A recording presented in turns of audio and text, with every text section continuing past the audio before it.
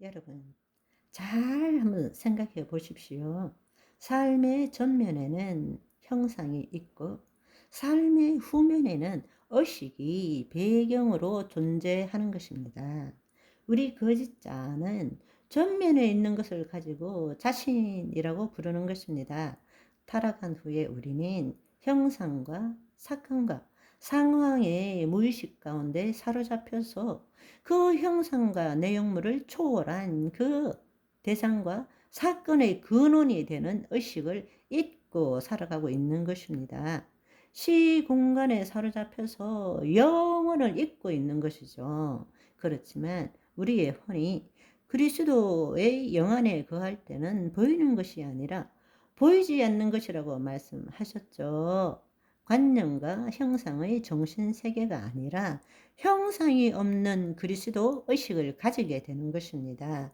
그럴 때 그 의식으로 이 물리세계의 모든 관념과 형상을 있는 그대로 받아들일 뿐만 아니라 그 형상과 관념의 본질인 실제와 진리도 우리는 알게 된다는 것입니다. 내 생각으로 보지 않기 때문입니다. 있는 그대로 볼 수 있기 때문입니다. 어떤 대상의 표면, 껍질만 보는 것이 아니라 그 대상의 본질을 있는 그대로 보게 된다는 것입니다. 사실 하나님 나라 안에서는요, 모든 것이 나눌 수 없는 전체입니다. 하나로 연결되어 있습니다.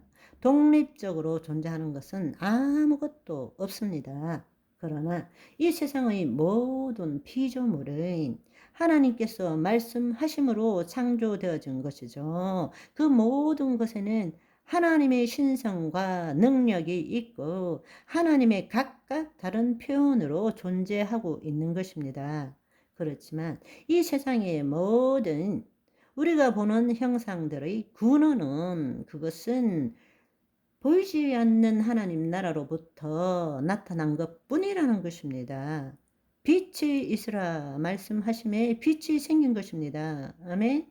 그런데 우리는 거짓자로 이 형상 세계만이 전부라고 보는 것입니다. 그러나 우리가 그리스도 안에 들어가면 눈에 보이는 이 물질 형상 세계뿐만 아니라 보이지 않는 세상도 우리는 경험하게 된다라는 이야기입니다. 아멘.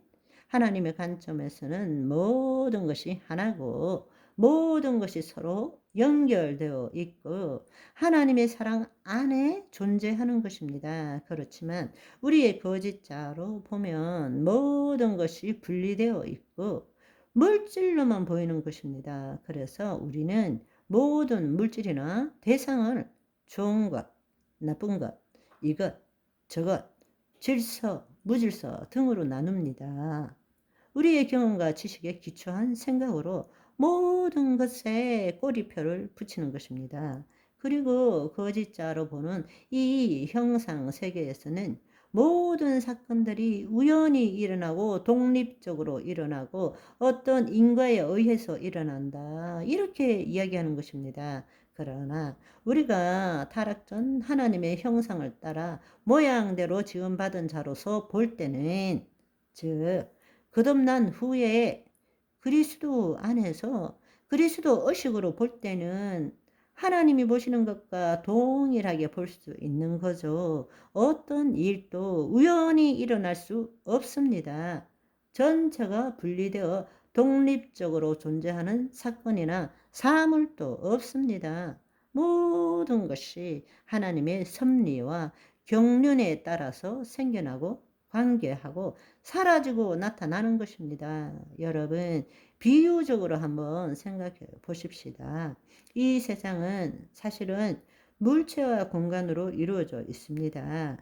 여러분, 거시적으로 우주를 한번 생각해 보십시오. 사실 우주에 수많은 행성들이 있지만 무한한 허공 중에 공간 안에 그 행성들이 띄엄띄엄 있을 뿐입니다.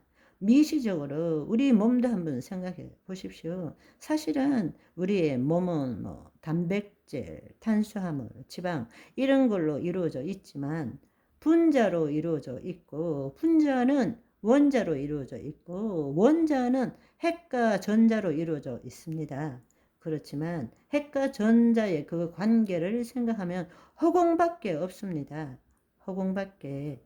그러니까 우리는 지금 단단한 물체지만 우리가 보는 수준만 변화시키면 우리는 모든 게 공간 안에 있는 물체들밖에 없다라는 것입니다.